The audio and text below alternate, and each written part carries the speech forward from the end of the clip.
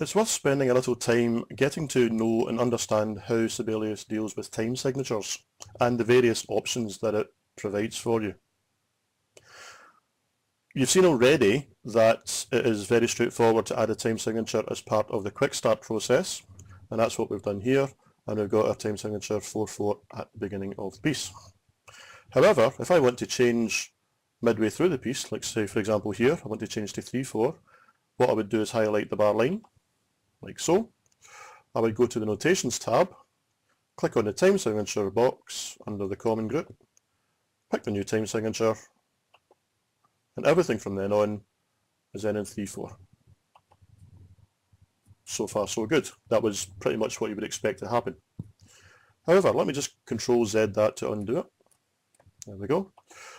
If, however, instead of selecting a bar line, I select an empty bar, then go through the same process, time signature 3/4, just that bar is changed and then it reverts back to the previous time signature afterwards. That also applies if I select a range of bars, let's say for 4 bars here, time signature 3/4, those 4 bars are in 3/4 and then it changes back afterwards. That could be quite handy. However, I'm doing it down here, I'm demonstrating this down here in the empty bars, because if you do it with bars that already contain music, something odd happens. Let me demonstrate this. If I select this bar here and change it to 3/4, time signature 3/4, that happens. So what's happened is Sibelius has recognized that there were 4 beats in the previous bar, so there was 1, 2, 3, 4, these notes were already there, but it also recognizes that this note here should be on the first beat of the next bar. So therefore, it had to include these extra 2 beats rest. So it's worth keeping that in mind when you're creating your music. If you want to change the time signature, change the time signature before you put the notes in. It always makes life an awful lot easier. Now, you may decide that going from whatever tab you happen to be in to the Notations tab, finding a time signature box is a bit arduous, in which case you would use the keyboard shortcut. So for example, if I want to change this bar here, the keyboard shortcut is simply the letter T for time signature, and it brings up the dialog box. While I have this box open, I want to show you a couple of interesting things about it. The options here are the most, as it says there, the most commonly used time signatures. You may decide, however, that you want something which is not quite so common, in which case you can just type it in up here. So for example, I may decide I want this bar to be 10/8. Hit return. I now have a 10/8 bar.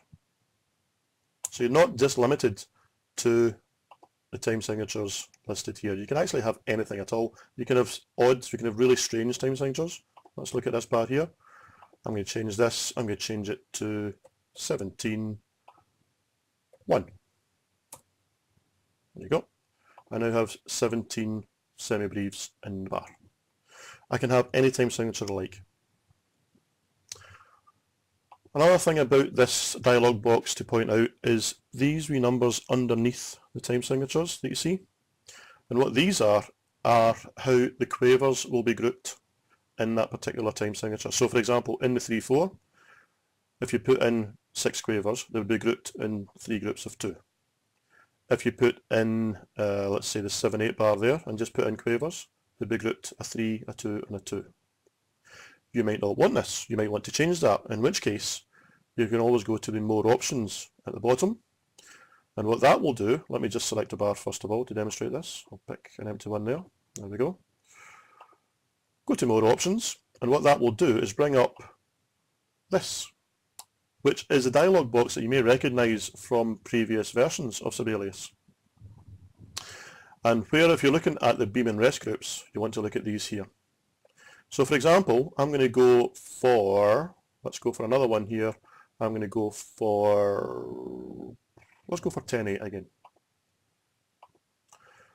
But instead of just having 5 groups of 2, which is what it will default as, I can change this by using this box here to, let's say, 3, 3, 4, which adds up to 10.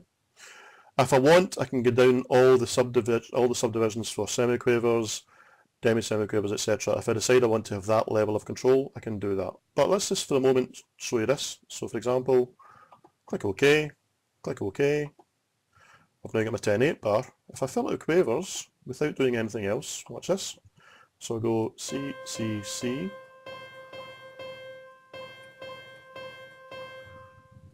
There's my 3, 3 and 4. To show you the difference, if I change this bar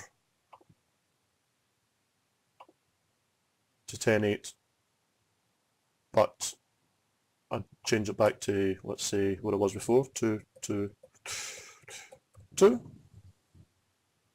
Don't need that comma. Click OK, click OK. And now whenever I put my notes in here,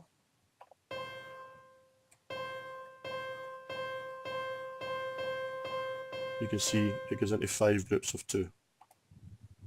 So there are quite a lot of options and quite a lot of control that you have over time signatures and how Sibelius deals with them. And it's worth just being aware of how Sibelius thinks, how it works with the time signatures, and how you can use that to your advantage when you're creating your music.